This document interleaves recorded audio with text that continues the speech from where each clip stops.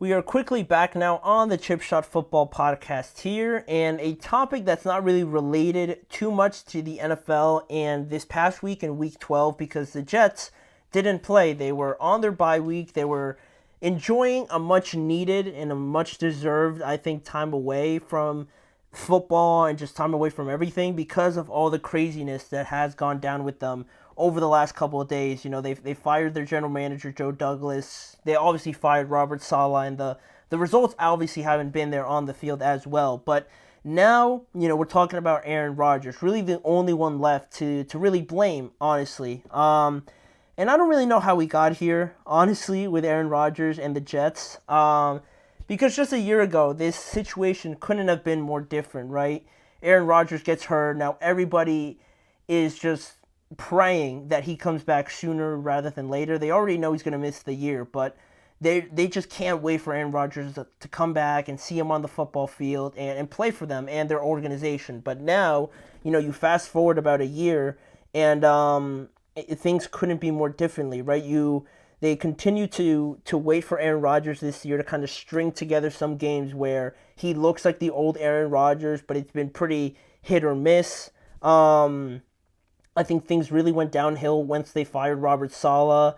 Then you have the defense also not living up to expectations. The play calling hasn't been great when it was Nathaniel Hackett or even when Robert Saleh was there. Then you have another play caller come in there, but even still, things haven't looked that much better.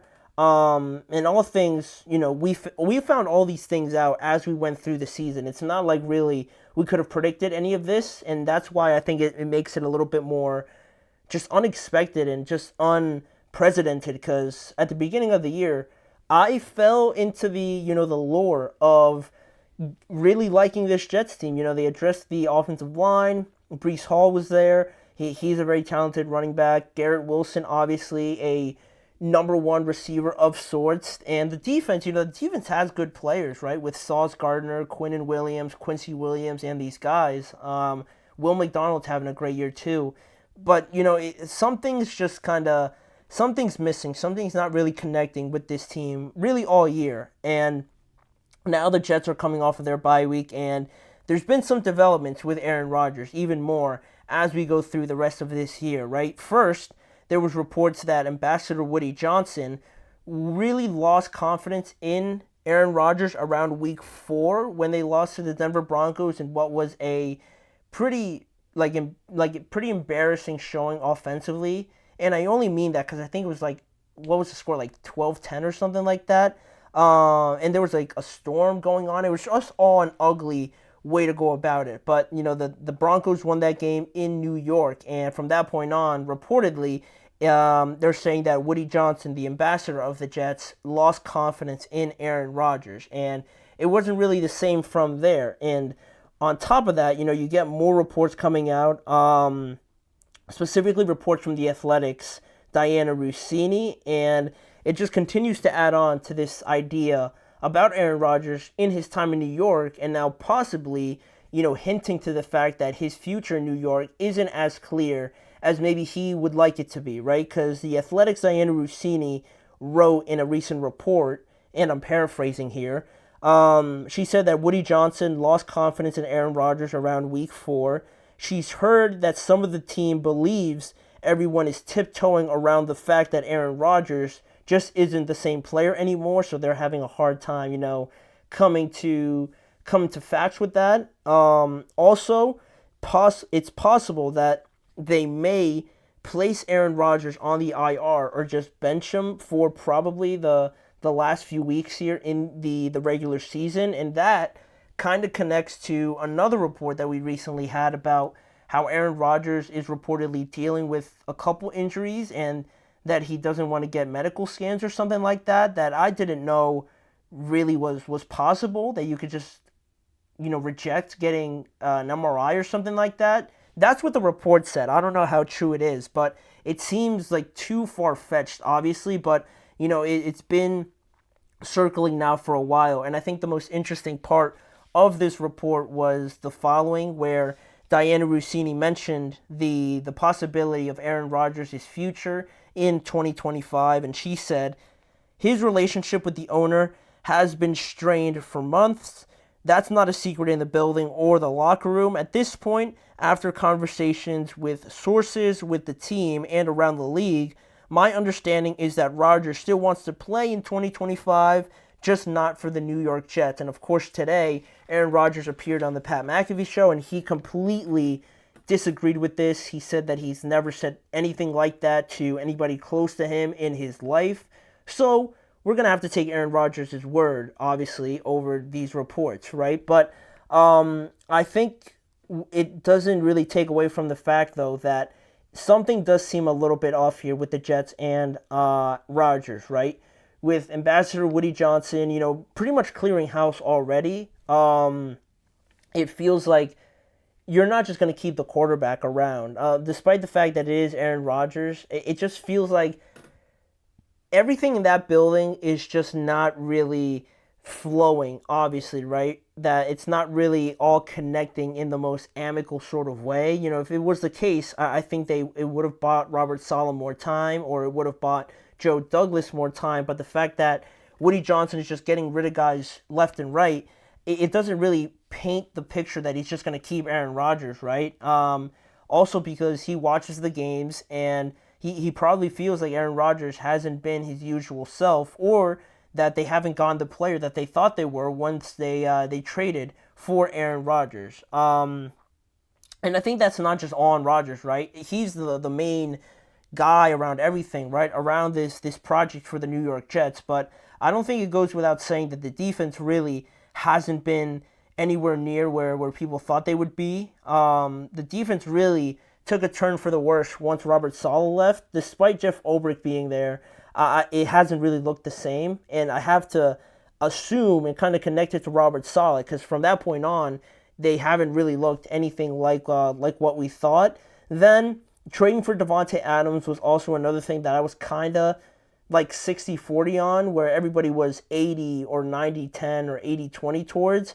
It just felt like everything with the Jets and everything around this organization this year has just kind of been like throwing everything at the wall and just kind of hoping it would stick at that point, at certain points in this season where things weren't working here, so we're going to change the play calling duties over to somebody else. We're going to fire our head coach, try and create a spark. That doesn't work. We're going to go out and get Davante Adams. That doesn't work, and now let's fire Joe Douglas and try and reset this whole thing. So you can't be, kind of go through 2/3 of it and get rid of those, pretty important pieces to an organization and think you're just going to move on with the final piece, right? Usually you get rid of everything at this point in time, and if they're not going to cut Aaron Rodgers obviously now, but I don't think the way things are going, it doesn't paint the picture that Aaron Rodgers is going to play there in 2025. He might want to play there like he suggested, but it's going to come down to Woody Johnson and the organization, and if they feel like they might as well restart everything, it's not up to Aaron, right, to just say that he wants to be there. I would believe that he wants to be there and really try and fix this, but again, it's not up to him, and I feel like Woody Johnson is just going to move on and look to go elsewhere at the quarterback position in 2025. And right away, where are some of the places that kind of jump out at us here in just like the early portions of this report? I would say, to me, the best spots that he could land, at around, 41, 42 years old potentially, could be somewhere like the Raiders if they, can't land a young quarterback like Shedeur Sanders or Cam Ward. I think they would be interested in something like that, at least for a year, maybe two, depending on how long Aaron Rodgers wants to play. I think he could go there. Seattle would be an interesting one, but I don't know if they're really going to move on from Geno. There were some reports initially before the season that maybe Geno wasn't going to stay there too much longer, but he's been playing pretty decent this season, so that one's kind of a reach. Then other teams that I think of are the Saints are one. If Derek Carr moves on as well, and they restart some of their organization, why not bring in Aaron Rodgers? Then there's also the Vikings, if Sam Darnold moves on in free agency. I think that would be a decent one. And Clint, welcome to the show. Which teams, Jets, San Fran, Miami, etc., do you think will shut down their stars and when? That's a good question. I don't think the I don't think the 49ers and I don't think Miami. I think one, San Fran's kind of stubborn to do that. They probably think they're still going to make the playoffs. So I don't see them. Miami, they're kind of rolling here a little bit. I wouldn't sleep on them. The Jets, the Jets could be interesting. I think they would be the most likely to kind of bench Rodgers and just have like Tyrod Taylor starting. I see them as pretty likely. Who else is not doing great? The Jaguars already don't have Trevor. The Patriots are just going to play Drake May, so that's not really it. Maybe the Browns, maybe. But Jameis is playing still, so I don't know. I don't think they would really change too much outside of that. Then you have the Titans. Again, they're just going to continue to play Will Levis. They're not really in the realm to just shut down Will Levis. Wouldn't really change anything. I'm trying to think everywhere else. Not the Bears either. Who else am I missing? I mean, everybody else is still kind of in this spot where they're just kind of trying pieces out. So I think the Jets will probably be the one where, similar to the Giants, they just kind of shut down their starting quarterback and they just try and finish off the rest of the games. But Miami, definitely not. I think they have a decent shot of maybe surprising a lot of people.